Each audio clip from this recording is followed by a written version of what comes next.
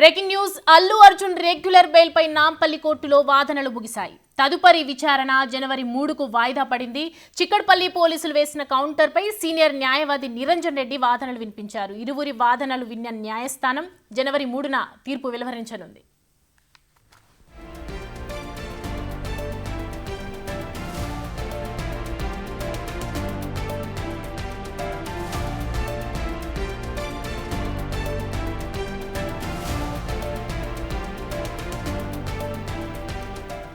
ఏదైతే సంధ్యా థియేటర్ తొక్కిసలాట ఘటనలో రేవతి మృతి పట్ల అల్లు అర్జున్ అరెస్ట్ అయిన విషయం అందరికీ తెలిసిందే. అయితే రెగ్యులర్ బెయిల్ గురించి ఇవాళ నాంపల్లి కోర్టులో వాదనలు కూడా ముగిశాయి. మరి తదుపరి విచారణ జనవరి 3కు కూడా వాయిదా పడింది. అయితే చిక్కడపల్లి పోలీసులు వేసినటువంటి కౌంటర్ ఏదైతే ఉందో దాని గురించి సీనియర్ న్యాయవాది నిరంజన్ రెడ్డి అల్లు అర్జున్ తరపు నుంచి ఆయన వాదనలు వినిపించిన జరిగిందనమాట. సో ఇరువురి వాదనలు విన్న న్యాయస్థానం జనవరి 3కే విచారణ అలాగే తీర్పును కూడా ఆ రోజే వెల్లడిస్తామని వెలువరించినట్లుగా తెలుస్తోంది.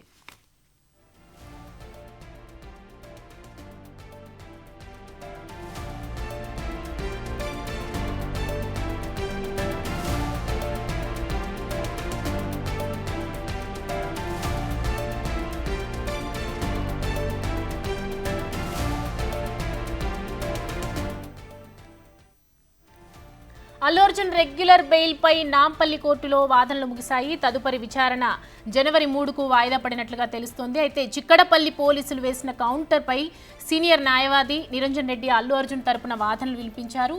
ఇరువురి వాదనలు విన్న న్యాయస్థానం జనవరి 3న తీర్పు వెలువరించనుంది.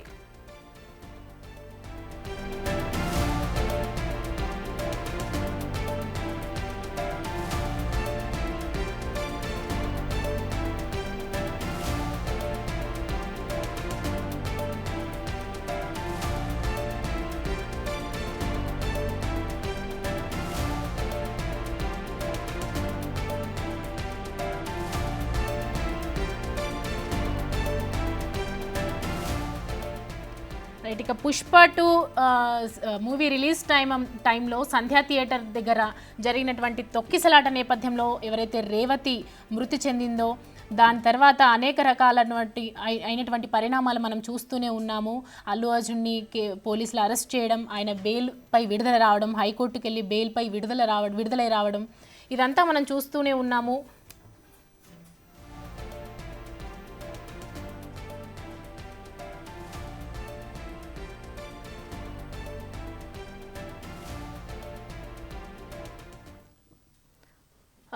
దీనికి సంబంధించి మరిన్ని అప్డేట్స్ మా ప్రతినిధి సురేష్ అందిస్తారు. సురేష్ చెప్పండి, అంటే బెయిల్ కోసం కౌంటర్ దాఖలు చేసిన సంగతి మనకు తెలిసింది. ఇవాళ జనవరి 3న తీర్పు వెలువరించే అవకాశం కనిపిస్తోంది. దీనికి సంబంధించి అప్డేట్స్ ఏంటి? ఎటువంటి అంశాలు విచారించారు? ఎటువంటి వాదనలు ఎలా సాగాయి? Allu Arjun regular bail petition పై నాంపల్లి కోర్టులో విచారణ జరిగింది. దీని సందర్భంగానే కౌంటర్ దాఖలు చేయాలని గతంలోనే నాంపల్లి కోర్టు చిక్కడపల్లి పోలీసులకి ఆదేశాలు జారీ చేయడంతో ప్రస్తుతం నాంపల్లి కోర్టులో చిక్కడపల్లి పోలీసులు కౌంటర్ దాఖలు చేశారు. దీనికి సంబంధించి అల్లు అర్జున్ తరపు నుంచి సీనియర్ న్యాయవాది వాదన వినిపిస్తూ అల్లు అర్జున్ పై పెట్టినటువంటి సెక్షన్ 105కి సంబంధించిన యాక్ట్ వర్తించదని చెప్పేసి కూడా ఆయన వాదన వినిపించడం జరిగింది. దీనికి సంబంధించి ఇప్పటికే పోలీసులు అల్లు అర్జున్ కి సంబంధించి ఆయన రెగ్యులర్ బెయిల్ పిటిషన్ పై కూడా ఏదైతే వాదనలు పూర్తి స్థాయిలో వినిపించడం జరిగింది. సీనియర్ కౌన్సిల్ అయినటువంటి నిరంజన్ రెడ్డి వాదనలు వినిపించారు. దీనిపైనే ఇరు వాదనలు విన్న తర్వాత నాంపల్లి సెషన్ కోర్టు ఏదైతే తీర్పుని రిజర్వ్ చేసింది. జనవరి 3న ఈ తీర్పు వెల్లడిస్తామని చెప్పేసి కూడా నాంపల్లి కోర్టు చెప్పడం జరిగింది. సురేష్, అంటే మనం సంధ్యా థియేటర్ యాజమాన్యంని వివరణ కోరుతూ దాఖలు చేసింది. సో ఆ వివరణలో కూడా 80 మంది సిబ్బంది విధి నిర్వాహకులను మేము అమలు చేశాము అనేది ఒక వివరణ ఇచ్చారు సంధ్యా థియేటర్ యాజమాన్యం. సో దాన్ని బేస్ చేసుకొని ఈయనకు అల్లు అర్జున్కి తీర్పు వచ్చే అవకాశాలు కనిపిస్తున్నాయా? అంటే ఎలా ఉంటుంది? అంటే ఇప్పటికే A3, A9, A10కి కూడా ఈ కేసులో బెయిల్ రావడం జరిగింది. అల్లు అర్జున్ కూడా రెగ్యులర్ బెయిల్ ఇవ్వాలని చెప్పేసి ఆయన తరపు న్యాయవాదులు దాదాపు గంట సేపు పాటు నాంపల్లి కోర్టులో వాదనలు వినిపించడం జరిగింది. అల్లు అర్జున్ ప్రస్తుతం మధ్యంతర బెయిల్పై, హైకోర్టు మధ్యంతర బెయిల్పై ఉన్నాడు. ఆయనకు 4 వారాల పాటు మధ్యంతర బెయిల్ మంజూరు చేసింది కాబట్టి మరో ఇప్పుడు రెగ్యులర్ బెయిల్ని నాంపల్లి కోర్టులోనే దాఖలు చేయాలి పిటిషన్ అని చెప్పేసి హైకోర్టు ఆదేశించడంతో ఈరోజు అల్లు అర్జున్కి సంబంధించి రెగ్యులర్ బెయిల్ పిటిషన్ పైన పూర్తి స్థాయిలో వాదనలు జరిగాయి. ఇటు పీపీ పబ్లిక్ ప్రాసిక్యూటర్ వాదనలు వినిపించారు పోలీసుల తరపున, అదేవిధంగా అల్లు అర్జున్ తరపున సీనియర్ అడ్వకేట్ అయినటువంటి నిరంజన్ రెడ్డి వాదనలు వినిపించారు. అల్లు అర్జున్పై ఏదైతే culpable homicide section 105 BNS act కింద కేసు నమోదు చేశారో ఆ కేసు అల్లు అర్జున్కి వర్తించదని చెప్పేసి కూడా న్యాయవాది వాదించడం జరిగింది. ఆ కేసును అల్లు అర్జున్పై ఏ విధంగా పెడతారు, ఆయన కల్పబుల్ హోమిసైడ్కి సంబంధించి సెక్షన్ ఏ విధంగా వర్తిస్తుంది, ఇది అసలు అల్లు అర్జున్పై పెట్టిన సెక్షన్ వర్తించదు ఆయనకు ఆ మహిళ ఎవరైతే రేవతి చనిపోయిందో ఆ సమయంలో అల్లు అర్జున్కు తెలియదు అని చెప్పేసి కూడా వాదనలు వినిపించడం జరిగింది. మరుసటి రోజు ఉదయం ఆయన వ్యక్తిగత సిబ్బంది సమాచారం ఇస్తేనే అప్పుడు అల్లు అర్జున్కి మహిళ చనిపోయిందని చెప్పేసి ఆయనకి విషయం తెలిసింది. పోలీసులకు ఇచ్చిన స్టేట్మెంట్ ఏదైతే 3.5 గంటల పాటు చిక్కడపల్లి పోలీసులు ఆయన స్టేట్మెంట్ రికార్డ్ చేశారు. స్టేట్మెంట్లో కూడా అల్లు అర్జున్ ఇదే విషయం చెప్పాడు. ఎందుకంటే పోలీసులు అక్కడ అతనికి వచ్చి మహిళ చనిపోయింది అన్నది చెప్పింది అవాస్తవం అనే దానికే కట్టుబడి ఉన్నట్టు అల్లు అర్జున్ పోలీసుల ముందు స్టేట్మెంట్ ఇచ్చినట్టు తెలుస్తుంది. అవే వాదనలు ఆయన తరపు న్యాయవాది కూడా నాంపల్లి కోర్టు సెషన్ కోర్టు రెండవ సెషన్ కోర్టు వద్ద వాదనలు వినిపించడం జరిగింది. ఖచ్చితంగా అల్లు అర్జున్కి ఈ కేసులో బెయిల్ ఇవ్వాలని చెప్పేసి కూడా బెయిల్ వాదనలు వినిపించడం జరిగింది. ఇరు వాదనలు విన్న న్యాయమూర్తి తీర్పు రిజర్వ్ చేసిర్రు. నాంపల్లి కోర్టు జనవరి 3న ఆ తీర్పు వెల్లడించనుంది. ఆ రోజు అల్లు అర్జున్కి రెగ్యులర్ బెయిల్ మంజూరు చేస్తారా లేదంటే మరో డేట్ ఇస్తారా, దానిపై స్పష్టత వచ్చే అవకాశం కనపరుస్తుంది. దాదాపు గంట నుంచి గంటన్నర పైగా సుదీర్ఘంగా వాదనలు వినిపించడం జరిగింది. ఈ వాదనలో అనేక అంశాలు అల్లు అర్జున్ తరపున న్యాయవాది వినిపించడం జరిగింది. అంతేకాకుండా ఈ కేసుకు సంబంధించి ఏదైతే కల్పబుల్ హోమిసైడ్ ముఖ్యంగా అల్లు అర్జున్పై పెట్టినటువంటి సెక్షన్ 105కి సంబంధించి ఆ సెక్షన్ అల్లు అర్జున్కి వర్తించదు, అసలు ఆ సెక్షన్నే కొట్టివేయాలని చెప్పేసి కూడా కోర్టులో వాదనలు వినిపించడం జరిగింది. దీనికి సంబంధించే ప్రస్తుతం అయితే తీర్పు రిజర్వ్ కావడం జరిగింది. 3వ తేదీన అల్లు అర్జున్ రెగ్యులర్ బెయిల్కి సంబంధించి తీర్పు వచ్చే అవకాశం కనబడుతుంది.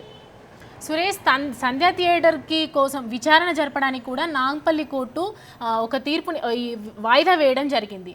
అంటే ఈ విచారణ జరిపిన తర్వాత తీర్పు వెల్లడిస్తారా లేకపోతే ఓన్లీ అల్లు అర్జున్కి సంబంధించినటువంటి తీర్పును మాత్రమే వెల్లడించే అవకాశాలు ఉన్నాయా?